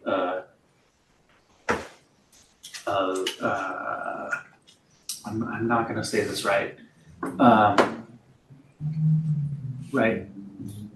Outside of this group, we need a strategic plan, but to try to start that right now with a very likely change in leadership after a year doesn't really make sense. But identifying the pieces of that and the financial pieces, what they're all tied to when we talk about the 4 board priorities, right? Those don't make a strategic plan, but if we know how we're spending in those areas, that would be good. But I think we stay focused on the areas that we've already talked about to get that more information as a what does the district say? Test of A small test of change. Small test of change There you go. for that this group can look at information and make a recommendation to the board. By About that. taking admin, Yeah, basically, district admin, as that small test of change, looking at all of the pieces and have this group kind of really jump into that and make recommendations on how to be more efficient, make reductions, is well, that I don't know if we should be the group that's making I don't the know, recommendation? the recommendations about efficiency or whether, You gotta Yeah. understand, We were just starting somewhere yeah. today. I've got probably 10 things on my board of processes in this district that I need to look at that need to be improved. Yeah, That are areas that I know need to be looked at, that we need to improve upon, that, for one reason or another. So it's stuff that is already in my wheelhouse Right. and moving, and so how do I incorporate the group? Because I think the board, the assumption is I'm doing this because it's my job. That's why they hired me, and so that's my job. So it's incorporating everybody else. So is there something that we can ask the board for that will help you be able to start on 1 or 2 of those areas, right? Is there something that we can lessen from your plate so that you have the capacity to do that? Well, I appreciate you asking that question. I think it's a great question. I don't know how that would happen, but I think No I have more to put interim some thought reports. Yeah, there's certain laws that require a lot of the things that we do. But you have spent a lot of time putting together agendas that we haven't quite gotten to. Mhm. So can we ask if we want to see some of these efficiencies implemented, can we, and this is my I don't understand the process, can instead of more of these things that you have to spend time on, we say, can you pick the one that seems to be the most doable, and we have a report and conversation on that? that Yeah. makes sense. That sounds That's a great. reasonable approach. Yeah,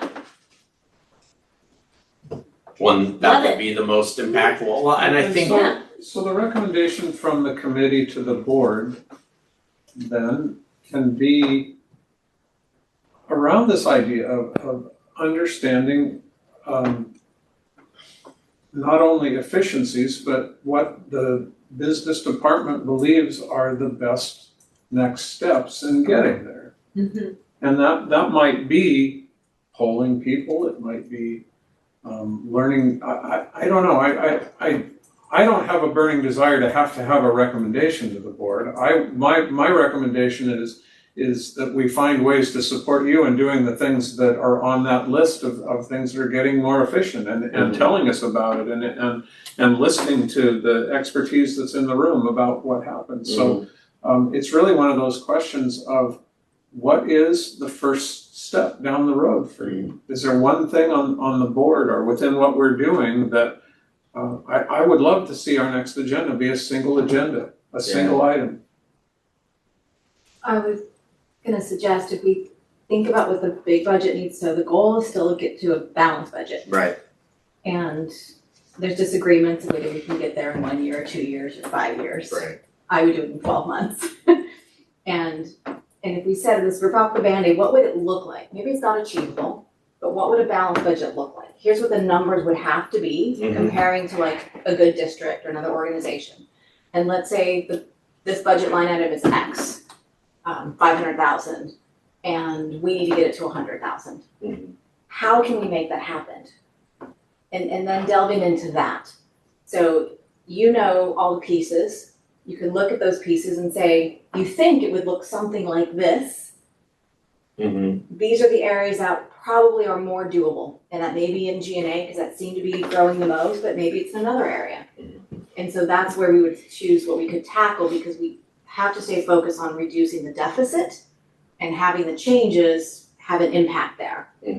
So yes, I think we can do little things, but I think actually these little things will at the end of the day, will come up and be like, oh, we could actually, talking to Dare and say, you need to cut your budget X dollar amount.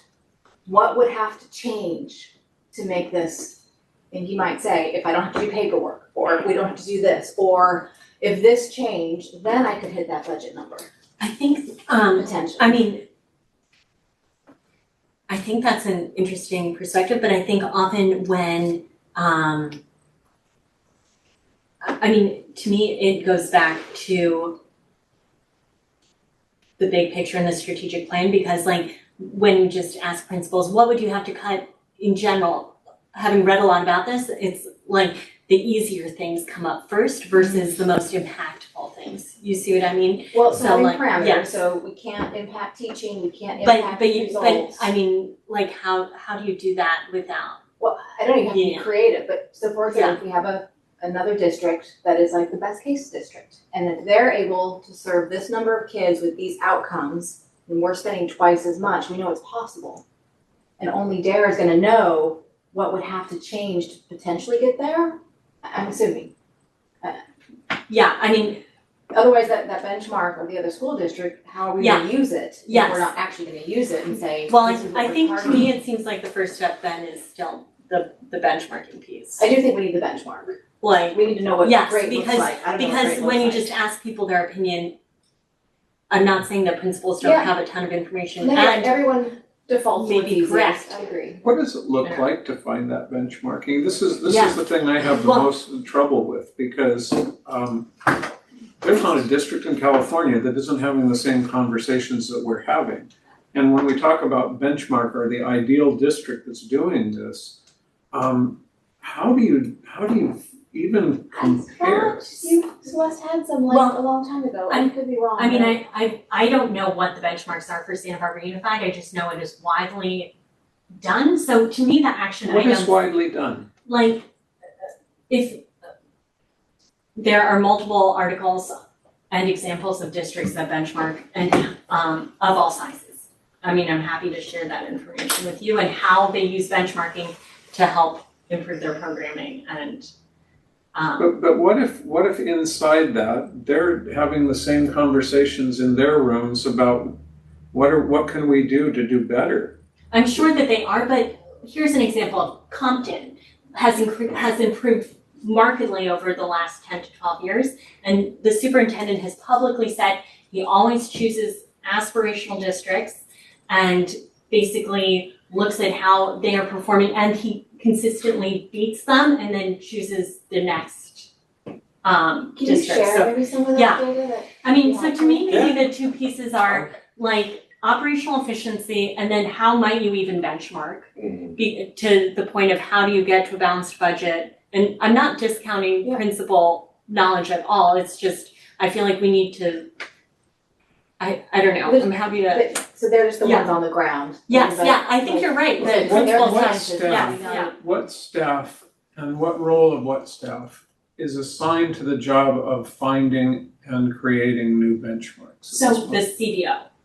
How do you feel about that? I mean, and I'm happy to share like examples of how people are benchmarking. Yeah, please do. Like, and I Share can send it to share the with whole me committee. some of the, if I that would be- struggle with kind of like granular benchmarking. I mean, like when we talked about like an HR department for a Right. district our size, how many people do they need to get done? Like to me, that kind of thing, makes sense. But when you're talking about children and performance, Yes, I think that is very different across districts based on demographics and how much money people have and there's a lot of pieces, there's a lot of variables in there that make that type of benchmarking harder. But I think when we look at the operational piece, like for the accounting office, how many people do we have? How many people do these districts have? that kind of thing makes kind of sense. Like if we're way overstaffed by that amount, then I think it makes sense to look at that. I also like to compare, benchmark salary schedules for job classes. Like that makes sense to do. But that sometimes that'll show you're way underpaying your people. And what happens when it shows you're overpaying people? No one thinks they're overpaid. So, but it's nice to get a benchmark of where you are. Those are the times when I've used it. But I feel I wonder, could we just, as a next step, figure out what might benchmarking look like, and is it also possible to benchmark programs? Like, for example, a big one that comes to mind is special ed. Right, I think that's a good one. How about this? Can I put that as our agenda item for next time to really talk about the benchmarking idea? You can send me some stuff and I'd be willing to share. Yes. And then we can talk about, hey, let's pick these areas to benchmark, bring that recommendation, then I can work on those areas to figure out what that looks like. One of us can make comment at the board meeting without it being a recommendation to say, we feel like we're having really productive conversation around the ideas of efficiencies and even how to benchmark best practices in other places. And this isn't a recommendation, it's just our desire to focus the committee's work on learning more about what that might look like while respecting the time, the staff time, and the implication of what it means. And to me, I don't want to get too far from York's proposal either, which is like choosing one area to, but on the benchmarking piece, I think what would be helpful more than articles is to actually talk to some districts that are doing benchmarking. And I don't know if that's outside research that we would be allowed to do, and who would do it, but I think that it would be helpful to actually understand how is benchmarking done, so we're not just reading articles and then pushing it back another. And I don't need a committee recommendation and a board approval and all that to at least kind of dabble in that on the side. Like I can kind of informally gather some information on that. But I think having this conversation with the entire committee is not about, what areas do we do, like you mentioned special ed. That's the first time special ed's even come up in this room, and that is huge. And it grows, and how do you control it? And how do you serve kids as well as possible? Right. In your special ed program, and also not have it. So that to me is a topic area of its own, but there's a lot of data and detail to have an intelligent conversation over that too. So, okay, so what do we? But how can we make progress on one area, efficiency wise, as well? And is that the direction to go? Do we go the operational efficiency for the committee initially? I feel like I need to bring back some better, more detailed general admin data to discuss next time. And then we can just kind of put an agenda item for more discussion with the whole group. This is a good discussion, but I think we're out of time. We're way over time. And I don't know. And I need to report back to the board, or the next board meeting. I have it on the agenda, was gonna do it last meeting, but it got pushed. So the first idea was to take one area, which was G&A, and delve deep into that. Right. So we should continue that to get, process to get to the and end. so I think And have an focusing, example of what it might look if we then go to special Right. ed. Yeah, so we're gonna Yes, continue to I look agree. at, we're gonna continue to look at G&A from the perspective of picking a limited area and exploring how to benchmark against that area. Love it. So it's not the whole district Yes. benchmarking against the whole district. There you go. It's- That's beautiful. Okay. Oh, wow. Oh my gosh. well, there we go. Good work, everyone. Okay, we can, Doable? Yeah. All right. yeah, I got it. Okay, thank you. Oh Can my we, goodness. can I make a motion to approve the minutes from the last meeting? Just so we can Yes. say, and then I can work on that. I'll bring the recommendation. I'll mention to the board at the next meeting that this took us an hour and a half to get there. What Bill just said 10 seconds ago seems to work. And then we'll meet again in 2 weeks, and it's right around the corner, so. I feel like he distilled the collective Took us- wisdom into a pithy. Took us a while to If get only there. I could remember what I just said. Alright. Luckily, it's I'll go back to the recorded. Lacey got it down. Okay, so we're ready to adjourn, but I do wanna Oh, get we- back we to. need to you made a motion. motion. Oh, Yeah. you made a You made a motion. motion, is there a second? I'll second. Any discussion? All in favor? Aye. Aye, Done. alright. And so we'll adjourn the meeting. I do wanna get to the topic on the budget reports at some point. Maybe I'll continue to put that on the agenda till we get what we need out of that. But the Okay, meeting's amazing. adjourned. I really feel like this was